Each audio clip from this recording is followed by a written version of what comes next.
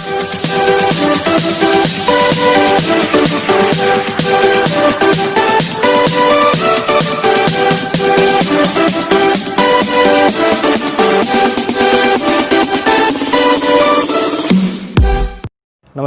एक बार फिर से स्वागत है आपका मनिंद्र साइंस स्कूल की ऑनलाइन क्लास में। मैं सज्जनपाल मील पॉलिटिकल की क्लास लेकर एक बार फिर से हाजिर हूं।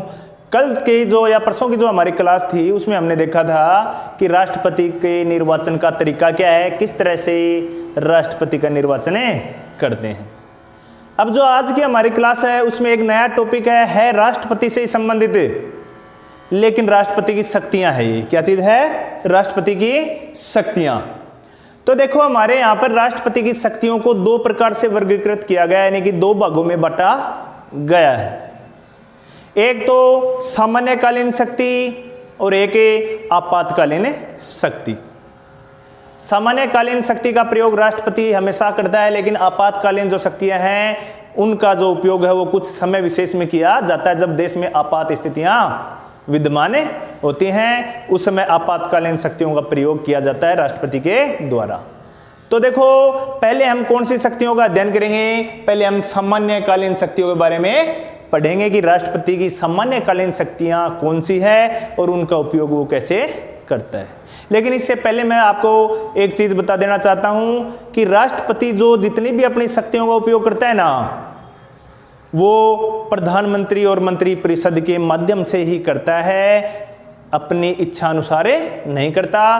क्योंकि राष्ट्रपति का पद जो है वो एक नाम मात्र का पद है। असली जो शक्तियां हैं, मेन पावर जो है वो प्रधानमंत्री और मंत्रिपरिषद के पास ही है। ठीक है, तो हमारे देश में राष्ट्रपति पद है वो तो सबसे बड़ा है, लेकिन शक्तियां हैं वो उसको इतने पद के अनुसार नहीं दी गई जितनी अमेरिका के राष्ट्रपति को मिली हुई है, उतनी शक्तियां हमारे देश में राष्ट्रपति को नहीं मिली हुई। अब देखो वो कौन कौन सी सामान्यकालीन शक्तियां हैं जिनका उपयोग राष्ट्रपति है वो करता है।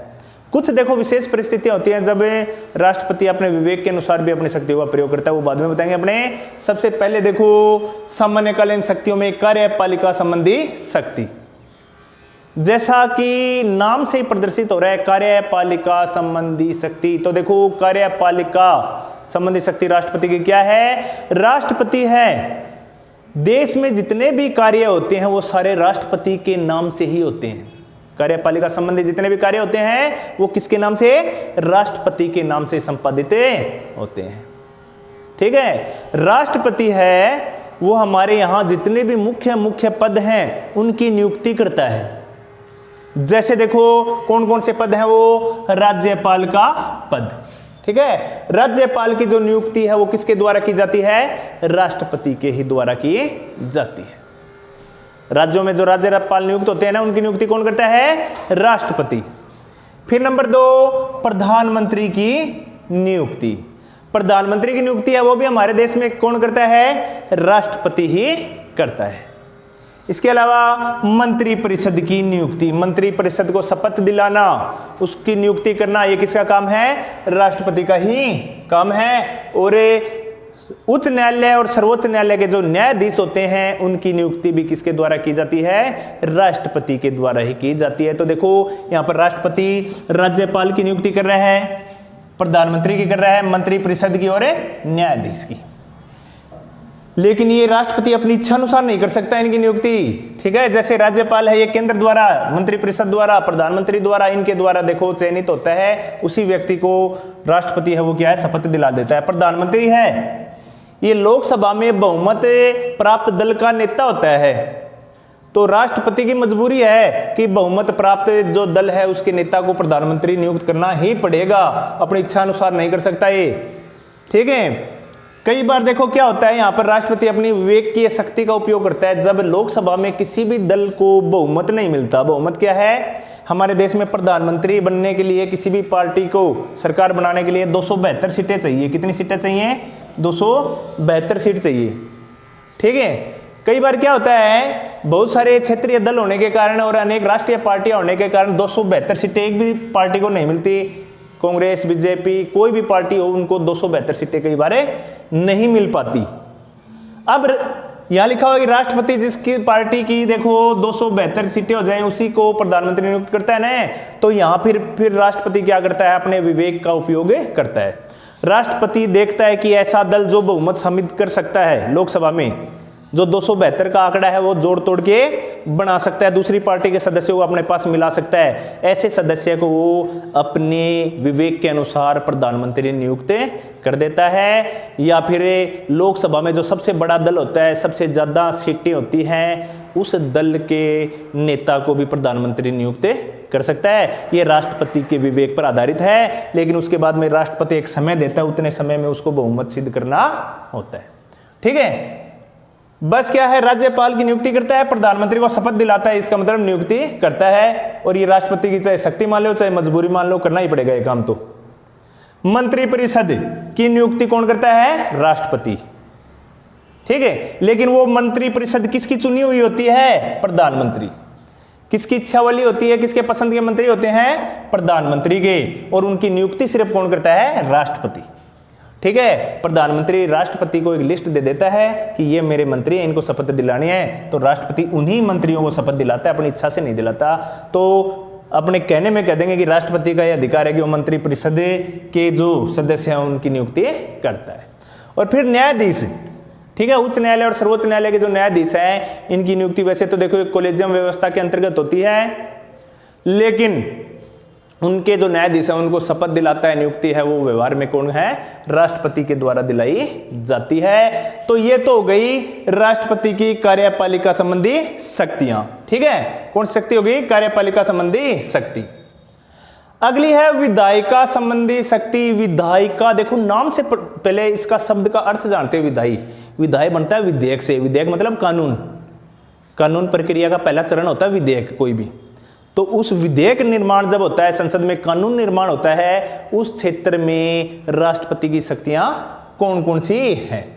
विधायी क्षेत्र में देखो अनुच्छेद 85 में देखो उल्लेख है कि राष्ट्रपति है वो लोकसभा को समय से पूर्व भी भंग कर सकता है। 9 बार हुआ है आज तक ऐसा, लोकसभा समय से पूर्व कितने बारे, 9 बारे भंग हो चुकी है। और लोकसभा को भंग करने का जो अधिकार है वो किसको दिया गया है हमारे देश में, वो राष्ट्रपति को दिया गया है। कौन से अनुच्छेद के तहत, अनुच्छेद 85 के तहत। छोटा प्रश्न आ सकता है कि राष्ट्रपति की लोकसभा को भंग करने की जो शक्ति है वो कौन से अनुच्छेद के अंतर्गत है, तो अनुच्छेद कौन सा हो गया, वो 85 हो गया। ठीक है ना। अब देखो राष्ट्रपति है वो संसद के दोनों सत्रों को, जब सत्र चलता है ना, तो दोनों सदनों को क्या है, संयुक्त रूप से संबोधित करता है। मतलब एक जगह बिठा के दोनों सदनों के, लोकसभा और राज्यसभा के सदस्य, उनको संबोधित करता है कि किस प्रकार हमें संसद चलानी है शांतिपूर्वक तरीके से। इसको बोलते हैं संबोधन राष्ट्रपति का या अभिभाषण। क्या बोलते हैं, अभिभाषण या संबोधन। जैसे लोकसभा के भी सदस्य बैठा लिए और राज्यसभा के भी एक जगह बैठा लिए संयुक्त रूप से।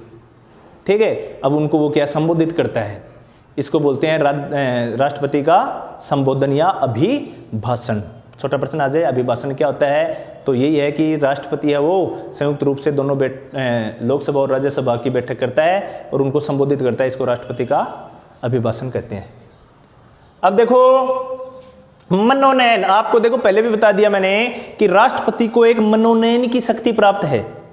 ये भी विधायी शक्ति में आती है। मनोनयन है, राष्ट्रपति लोकसभा और राज्यसभा के कुछ सदस्यों का मनोनयन करता है। जैसे आपको पता होगा कि राष्ट्रपति लोकसभा के तो 2 सदस्यों का मनोनयन करता है, यानी कि अपनी मतलब इच्छा के अनुसार उनका नाम, ठीक है, सांसद के लिए उनका नाम तय करता है। और ये 2 सदस्य कौन से होते हैं, ये 2 सदस्य होते हैं आंग्ल भारतीय सदस्य।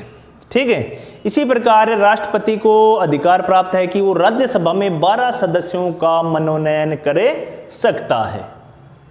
कितने सदस्यों का, 12 सदस्यों का राज्यसभा में। वो सदस्य कौन से होते हैं, जिनको कला, साहित्य, विज्ञान, खेल, समाज सेवा आदि जो क्षेत्र हैं इनमें विशेष अनुभव प्राप्त होते हैं, जो विशेष अनुभव रखते हैं, उन सदस्यों को, 12 सदस्यों को राष्ट्रपति राज्यसभा में भी मनोनयन कर सकता है। तो मनोनयन में देखो लोकसभा में कितने सदस्य हैं, लोकसभा में 2 आंग्ल भारतीय है और राज्यसभा में 12। इन सदस्यों का राष्ट्रपति क्या करता है? मनोनयन करता है। इसको मनोनयन की शक्ति बोलते हैं या मनोनीत करने की शक्ति बोलते हैं। इसके अलावा देखो अनुच्छेद 111 क्या चीज है? अनुच्छेद 111 के अंतर्गत राष्ट्रपति को एक शक्ति प्राप्त है, जिसके अंतर्गत क्या कर सकता है वो कि राष्ट्रपति के हस्ताक्षर के राष्ट्रपति है वो क्या है? किसी भी कानून है उसके ऊपर क्या करेगा? हस्ताक्षर करेगा। ये देखो क्या लिखा है कि अनुच्छेद 111 के अनुसार राष्ट्रपति के हस्ताक्षर। मैंने आपको कानून निर्माण की जो प्रक्रिया बताई थी उसमें ये बताया था कि पहले लोकसभा में या किसी राज्यसभा में पहले सदन में कानून पारित होता है, 3 वचन होते हैं, फिर उसके बाद में दूसरे सदन में जाता है और कानून बनता कब है? लास्ट में, जब उस पर राष्ट्रपति के क्या हो जाते हैं? हस्ताक्षर। तो राष्ट्रपति के हस्ताक्षर के बिना कोई भी कानून है वो नहीं बन सकता, कानून का रूप नहीं ले सकता कोई भी विधेयक है। तो ये जो शक्ति है राष्ट्रपति की वो कौन से अनुच्छेद के अंतर्गत है? 111 यानी कि 111, अनुच्छेद 111 क्या प्रावधान करता है? अनुच्छेद 111 कि कोई भी जो कानून है वो राष्ट्रपति की स्वीकृति के बिना, हस्ताक्षर के बिना कानून नहीं बन सकता कोई भी विधेयक। इसके बाद में देखो पुनर्विचार की शक्ति। कौन सी शक्ति? पुनर्विचार। अभी कौन सी चल रही है? विधायी शक्ति में चल रही है सारी। पुनर्विचार में देखो क्या होता है कि राष्ट्रपति के पास कोई विधेयक हस्ताक्षर होने के लिए आ जाए, कोई भी कानून, ठीक है, तो राष्ट्रपति को ऐसा लगे कि इसमें कुछ कमी है, तो राष्ट्रपति उसको पुनर्विचार के लिए यानी कि दोबारा देखने के लिए, दोबारा विचार करने के लिए भेज सकता है। कहां पर है? संसद में भेज सकता है। लेकिन अगर वो संशोधित होके या बिना संशोधित हुए राष्ट्रपति के पास एक बार फिर आ जाता है ना, तो राष्ट्रपति को हस्ताक्षर करने ही पड़ेंगे। इसके लिए राष्ट्रपति बाध्य है, मजबूर है, राष्ट्रपति करने ही पड़ेंगे, अन्यथा उस पर महाभियोग लगेगा, फिर वो अपना काम ढंग से नहीं करेगा। संविधान में लिखा है कि राष्ट्रपति को साइन करने ही पड़ेंगे। ही जहां पर लग जाता है इसका मतलब कि वो काम जरूरी करना ही पड़ेगा। तो देखो इसको बोलते हैं राष्ट्रपति की पुनर्विचार की शक्ति, की किसी भी विधेयक को वो विचार के लिए भेज सकता है। इसको देखो पुनर्विचार की शक्ति बोलते हैं या विटो की शक्ति भी बोलते हैं। राष्ट्रपति की विटो की शक्ति भी बोलते हैं। एक होती है राष्ट्रपति की पॉकेट विटो की शक्ति। कौन सी शक्ति? पॉकेट विटो की। विधायी में ही है ये भी। पॉकेट क्या होती है? आप सब जानते हो, नॉर्मल पॉकेट बोलते हैं जेब को, ठीक है ना। ये कोई विधेयक है मेरे पास आया, मैं राष्ट्रपति हूं, विधेयक मेरे पास आया साइन होने के लिए और मैंने इसको कहां रख लिया? पॉकेट में, जेब में, और काफी समय तक मैं इसको अपनी जेब में रख सकता हूं, उस पर चाहे साइन करूं कई दिनों तक चाहे नहीं करूं। ये हो गई राष्ट्रपति की पॉकेट विटो, यानी कि जेबी निषेधाधिकार, ठीक है ना। पॉकेट में विधेयक रख लिया मैंने, जेब में रख लिया, पॉकेट विटो मतलब निषेधाधिकार। राष्ट्रपति की पॉकेट विटो की शक्ति इसी बोलते हैं। कोई विधेयक आया, उस पर न तो साइन किए, न उसको पारित किया और न ही मना किया, अपनी जेब में रख लिया, ठीक है, या अपने पास रख लिया। एक ही बात है, जेब में रखना या पास रखना, तो इसको बोलते हैं राष्ट्रपति की पॉकेट विटो की शक्ति। तो देखो ये हो गई राष्ट्रपति की विधायी शक्ति। वित्तीय शक्ति जो हम देखें, इससे पहले आपको देखो एक सूचना मैं बता देता हूं कि जो वीडियो है वो एक दिन छोड़ के एक दिन आएंगे, क्योंकि 10वीं क्लास के भी बनाने पड़ते हैं और 12वीं क्लास के भी बनाने पड़ते हैं। समय का थोड़ा क्या है, अभाव है, ठीक है ना। तो इसलिए क्या है, प्रयास तो ये रहेगा कि रोज आपको वीडियो मिले, लेकिन एक दिन छोड़ के एक दिन जरूर मिलेंगे आपको वीडियो। एक दिन 10वीं का, एक दिन 12वीं का। तो टेंशन में मत रहना कि आज वीडियो नहीं आया, क्यों नहीं आया। एक दिन जैसे आज आ गया तो हो सकता है कल नहीं आई, परसों आए, एक दिन छोड़ के एक दिन आपको वीडियो मिलते रहेंगे। तो देखो अब अगली कौन सी है? वित्तीय शक्ति। अनुच्छेद 112 में देखो क्या तय किया गया है कि राष्ट्रपति द्वारा संसद के समक्ष वार्षिक आय व्यय का विवरण प्रस्तुत किया जाएगा, जिसे बजट बोलते हैं। क्या बोलते हैं? बजट बोलते हैं। वो 112 के तहत। फिर अनुच्छेद 113 वित्तीय शक्ति में ही है, मतलब लेन देन, पैसे संबंधी शक्ति। 113 क्या कह रहा है कि राष्ट्रपति की सिफारिश के बिना किसी भी प्रकार के धन की मांग नहीं की जा सकती। कोई भी सदस्य है वो धन की मांग है संसद से, राष्ट्रपति की स्वीकृति के बिना नहीं कर सकता, चाहे वो सामान्य सदस्य है या कोई मंत्री है। इसके लिए राष्ट्रपति की सिफारिश अवश्य होगी, ठीक है। इसके अलावा फिर है देखो न्यायिक शक्ति। न्यायिक शक्ति का उल्लेख अनुच्छेद 72 में है। कि राष्ट्रपति को कुछ समाधान की शक्तियां प्राप्त है। मतलब वो गुनहगार जो होते हैं, मुजरिम जो होते हैं, जेल में बंद हैं, उनकी सजा को या तो माफ करवा सकता है या कम करा सकता है या क्या करवा सकता है, आगे के लिए टाल सकता है। जैसे फांसी होनी है 5 दिन बाद में, तो उसको 1 महीने या 2 महीने के लिए आगे क्या विलंबित कर सकता है, ठीक है ना, उसको आगे बढ़ा सकता है। किसी भी जो मुजरिम उसकी सजा माफ भी कर सकता है। राष्ट्रपति को समाधान का अधिकार है, इसको न्यायिक शक्ति बोलते हैं कि कोई अपराधी है उसकी सजा माफ भी कर सकता है या कम करवा सकता है सजा या विलंबित मतलब है आगे के लिए उसे टाल सकता है। इसको बोलते हैं न्यायिक शक्ति।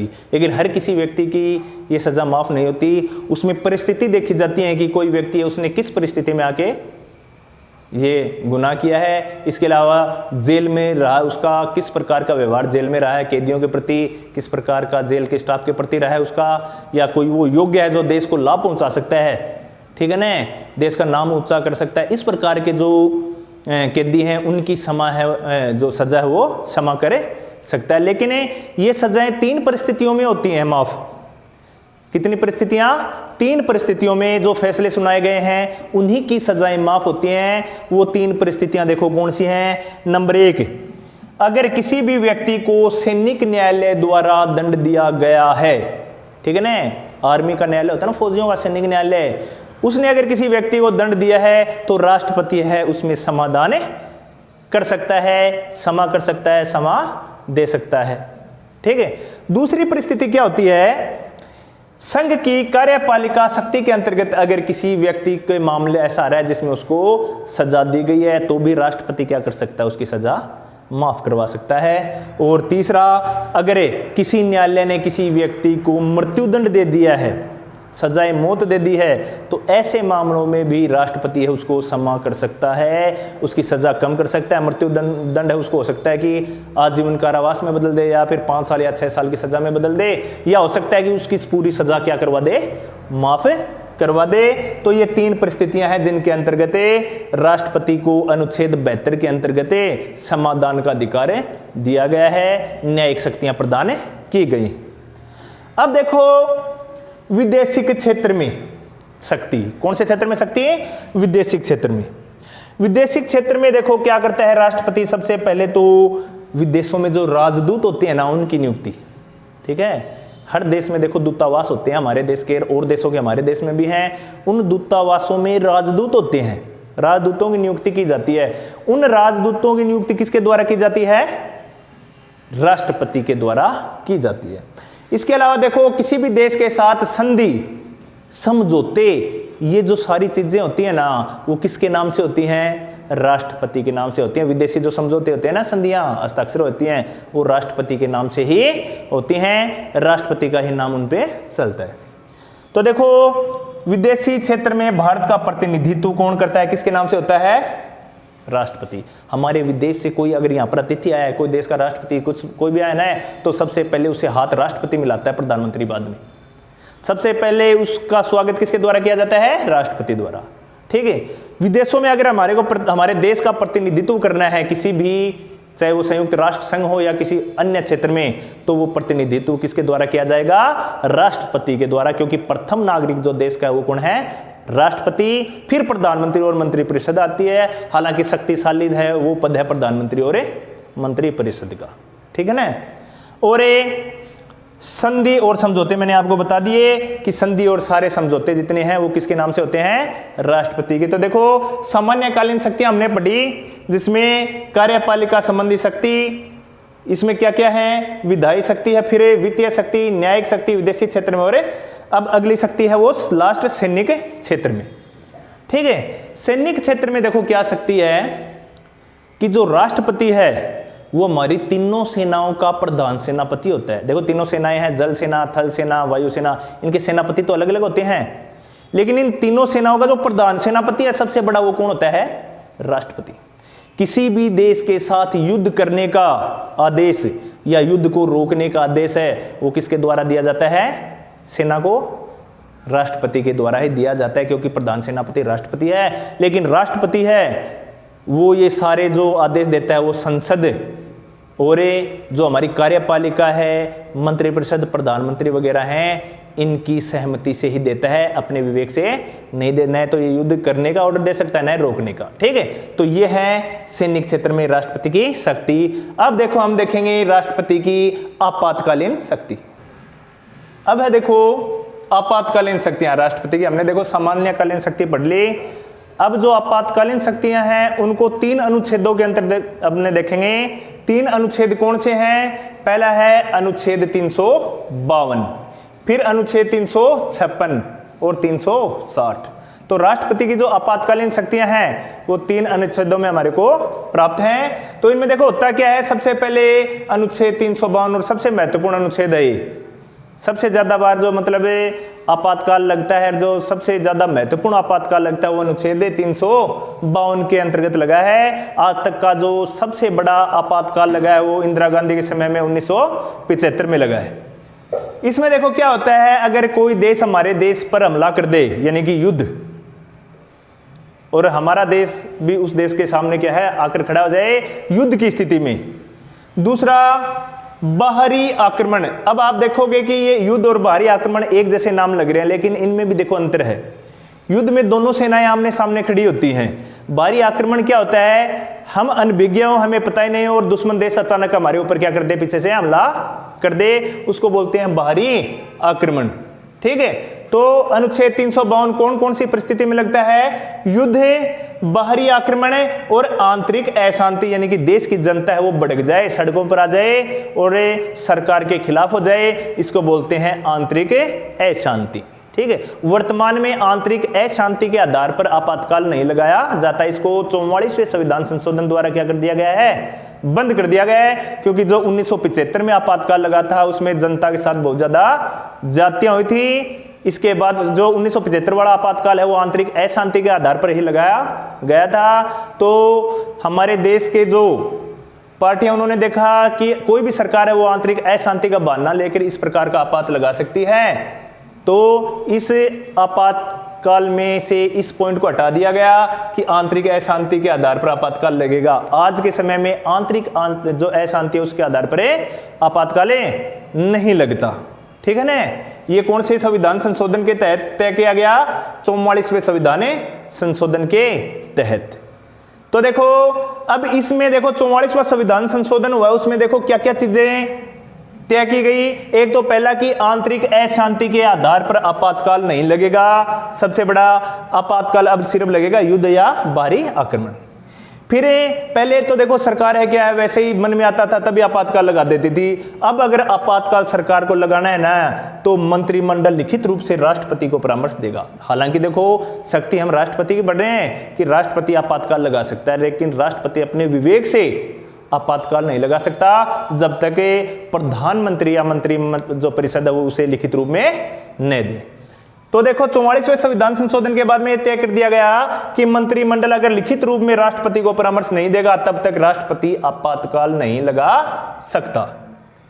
फिर है घोषणा के 1 माह में विशेष बहुमत व लागू रखने हेतु 6 माह। ठीक है ना, तो जब घोषणा हो जाती है ना तो उसमें देखो 1 माह तक इसको बिना किसी संसद में पारित किए रख सकते हैं, अधिकतम 2 माह तक। ठीक है, 2 माह बाद में क्या इसको संसद में पारित करवाना होगा, 2 माह। ठीक है, कितने माह? 2 महीने। और एक बार अगर संसद में इसको पारित करवा दिया ना तो उसके बाद में 6 महीने तक ये आपातकाल है वो देश में लागू रह सकता है। संसद में पारित करवाने के लिए संसद के जो दोनों सदन हैं, लोकसभा और राज्यसभा, उनमें पृथक रूप से उपस्थित और मतदान करने वाले जो सदस्य हैं उनके 2/3 बहुमत द्वारा ही ये क्या है प्रस्ताव पारित किया जा सकता है। ठीक है, और 44वें संविधान संशोधन में ये बात तय की गई कि जो आपातकाल है वो अधिकतम है वो 3 वर्ष के लिए ही लग सकता है। जो हमारे देश में राष्ट्रीय आपात है इसकी अवधि अधिकतम कितनी हो सकती है? 3 वर्ष। अब देखो अगर सरकार को आपातकाल की स्थिति हटानी है तो उसके लिए लोकसभा में साधारण बहुमत की आवश्यकता होती है। ठीक है, अब आपको पहले मैं ये बता देता हूं साधारण बहुमत क्या है और विशेष बहुमत क्या है। साधारण बहुमत का मतलब होता है, अब मैं देखो एक नाम बोलता हूं बीच में कि उपस्थित और मतदान करने वाले सदस्य। ये क्यों बोल रहा हूं? क्योंकि कभी भी हमारे जो सदन है लोकसभा और राज्यसभा, इसमें पूरे सदस्य तो उपस्थित होते ही नहीं है, 543 है वो तो होते ही नहीं। 2 मनोनीत वालों को तो वोट का अधिकार होता ही नहीं, मतदान का। बाकी लोकसभा में बचे 545, तो 545 सदस्य हैं वो क्या है, कभी भी कंप्लीट रूप से उपस्थित नहीं होते पूर्ण रूप से। इनमें से कोई बीमार चलता है, कोई विदेशी यात्रा पर गया होता है, किसी को कोई काम हो जाता है, तो 400, 300 या 350 या 450 ये आंकड़ा रहता है। तो मान लो आज आपातकाल की घोषणा करवानी है, तो इसके लिए विशेष बहुमत मैंने आपको बताया। तो पहले देखो विशेष बहुमत क्या होता है। विशेष बहुमत में मान लो लोकसभा में आज 300 सदस्य मौजूद हैं या 350 सदस्य मौजूद हैं, कहां, लोकसभा में। लोकसभा में ध्यान से देखना इसको। अब एक चीज मैंने बोली थी उपस्थित और मतदान करने वाले, तो उपस्थित कितने हैं, 350। जरूरी नहीं है कि 350 लोग हैं ये सभी मतदान में भाग लेंगे, ठीक है। उपस्थित तो 350 है, लेकिन मतदान में भाग 300 ही ले रहे हैं, 50 मतदान में भाग नहीं लेते, ये उनकी इच्छा होती है। 300 सदस्य भाग ले रहे हैं, मतदान में कितने ले रहे हैं, 300 सदस्य भाग। अब 2/3 देखो बहुमत क्या होगा, हर 3 में से 2, यानी कि 300 में से 200 सदस्य है। अगर इस प्रस्ताव को पारित कर देते हैं कि हम 6 महीने के लिए देश में क्या लगाना चाहते हैं, आपातकाल लगाना चाहते हैं, तो यहां से ये पारित हो जाएगा। फिर ये जाएगा राज्यसभा में। राज्यसभा की सदस्य संख्या होती है 245, जिसमें से 12 मनोनीत सदस्य होते हैं, ये चुनाव में भाग नहीं लेते। बच गए कितने, 233। अब मैंने आपको बताया था सभी उपस्थित भी नहीं होते। यहां मान लो आज 200 उपस्थित हैं और उनमें से 180 ही वोटिंग में भाग ले रहे हैं, 20 जने भाग ले रहे भी नहीं है। तो 180 का 2/3 कितना होगा, इसका तीसरा हिस्सा देख लो। इनको 3 हिस्सों में अपने बांटते हैं, तो 60 60 60, तो 3 हिस्से हो गए, 3 में से 2/3 ये होता है 120 सदस्य। अगर प्रस्ताव को पारित कर दें वोट देके कि हम भी क्या है इसके पक्ष में हैं, तो ये दोनों सदनों द्वारा क्या हो गया, विशेष बहुमत से पारित हो गया। इसको बोलते हैं विशेष बहुमत।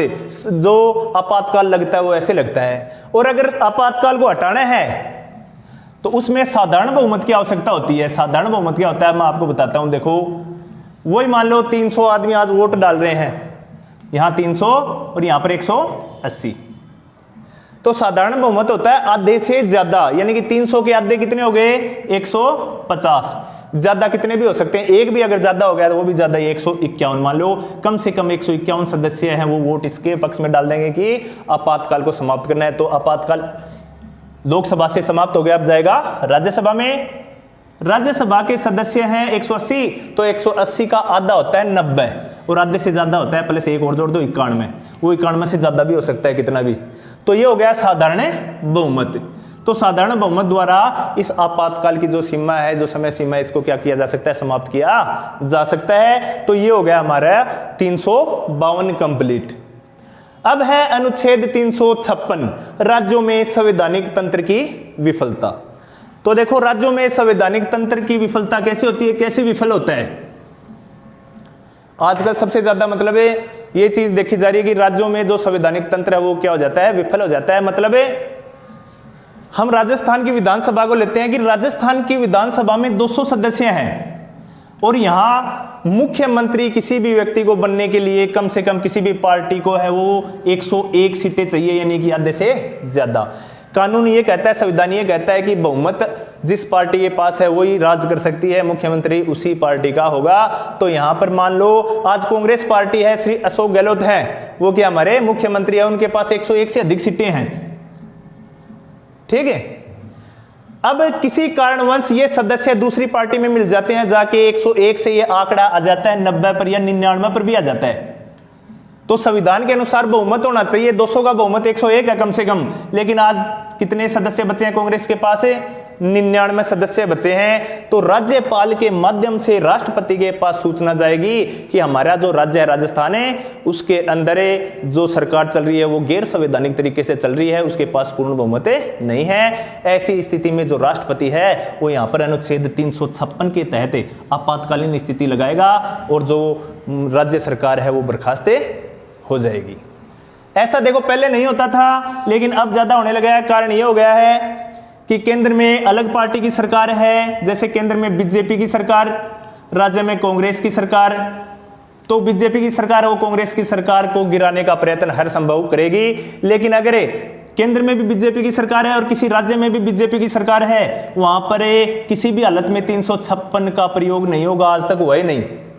शुरुआती जो वर्ष थे हमारे स्वतंत्रता के, उसमें क्या हुआ था कि शुरुआती वर्षों में केंद्र में भी कांग्रेस का वर्चस्व था और राज्यों में भी वर्चस्व कांग्रेस का ही था। तब ये 356 का उपयोग नहीं होता था। लेकिन वर्तमान में 356 का उपयोग ज्यादा होने लगा है, जहां पर अगर केंद्र में जो सरकार है उसके विपरीत सरकार राज्य में है, तो उस विपरीत सरकार को गिराने का प्रयास केंद्र सरकार हमेशा करती है। इसके विरोध में एक देखो आयोग भी गठित किया गया है ताकि 356 का उपयोग बार बार न हो, जिसका नाम है सरकारिया आयोग। कौन सा आयोग है? सरकारिया आयोग। प्रश्न आता है आपके कि सरकारी आयोग क्या है? अनुच्छेद 356 के बार बार उपयोग के कारण जो राज्यों में अस्थिरता उत्पन्न होती है, उसको रोकने के लिए अनुच्छेद 356 के बार बार दुरुपयोग को रोकने के लिए सरकारिया आयोग का गठन किया गया था। ठीक है, तो ये हो गया 356 राज्यों में संवैधानिक तंत्र की विफलता। ठीक है, अब देखो इसमें भी एक सिस्टम है अनुच्छेद 356 में भी कि संसद की स्वीकृति के बिना ये घोषणा कितने माह तक है? सिर्फ 2 माह तक ही लागू रहती है, और इसके बाद में इसको और आगे बढ़ाना है तो 6 माह के लिए इसको मतलब संसद में प्रस्तावित करना पड़ेगा, और साधारण बहुमत द्वारा इसको भी क्या किया जा सकता है? समाप्त किया जा सकता है। ये भी अधिकतम 3 वर्ष तक रह सकती है। फिर देखा अनुच्छेद 360 वित्तीय स्थायित्व या साख को खतरा। इसको वित्तीय संकट भी बोलते हैं। किसी कारणवश अगर वित्तीय स्थायित्व उसको खतरा उत्पन्न हो जाए। कैसे? आपको मैं बताता हूं। अगर मानना जाए कि हमारे देश की आर्थिक स्थिति कमजोर हो जाती है, मंदी के दौर से हमारा देश गुजर रहा है, ठीक है, या हमारा देश वो दिवालिया घोषित हो जाता है, तो ऐसी स्थिति में अनुच्छेद 360 के तहत देश में वित्तीय स्थायित्व या साख को खतरा उत्पन्न हो गया और 360 अनुच्छेद लगा दिया जाएगा। या इसमें क्या होता है, जैसे कर्मचारियों की तनख्वाह है वो रोकनी, ठीक है ना, या उसमें कुछ कटौती करनी, या मतलब और अन्य तरीकों से देश के जो मतलब संसाधन उसको बढ़ाने का काम किया जाता है, तो इसको बोलते हैं वित्तीय स्थायित्व को खतरा या वित्तीय आपात अनुच्छेद 360। तो देखो ये आज हमने राष्ट्रपति की पहले सामान्यकालीन शक्तियां पढ़ी और फिर आपातकालीन शक्तियां पढ़ी हैं। तो देखो आपातकालीन शक्तियां वो पिछले वर्ष हमारी आई हुई हैं, अब की बार सामान्यकालीन बहुत ज्यादा इंपॉर्टेंट है। इंपॉर्टेंट तो देखो सब कुछ ही है, दौरान भी हो सकता है प्रश्न का, लेकिन आपको देखो सामान्यकालीन शक्तियों पर ज्यादा क्या है ध्यान रखना है। तो आज का जो हमारा टॉपिक है वो इसी प्रकार क्लियर होता है। अगले टॉपिक के लिए हम कल मिलेंगे, तब तक के लिए धन्यवाद।